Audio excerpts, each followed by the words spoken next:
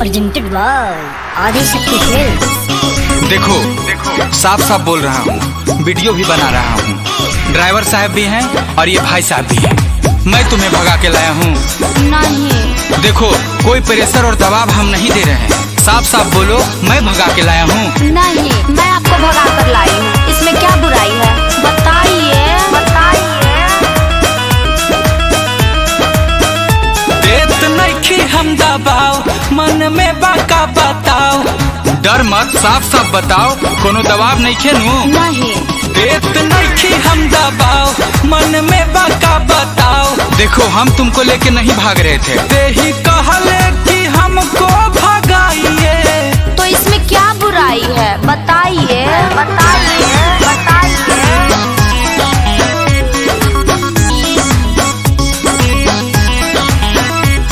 तोर चाचा की किडनैपिंग के केस लिखवले बा, जबरी भगौले बानी थाना में बतौले बा।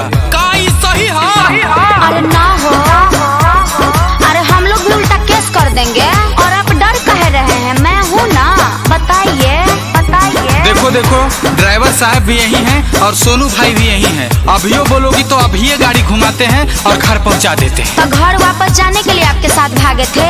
बताइए बताइए बताइए। तोरे चाचा किडनैपिंग के केस लिखवले बा, जबरी भगौले बानी थाना में बतौले बा। घबराइए मत, हम 18+ हैं। ते ही कहले कि साथ आपका चाहिए। तो इसमें क्या बुराई है? बताइए बताइए बताइए। तोरे चलते थैले बानी हम ऐसन रहा, यादव राज कुंज ने कर बाणी गवा। अरे तब रोशन कुंदन को भी बुलाइए। हमको डर लगा है का? बताइए बताइए।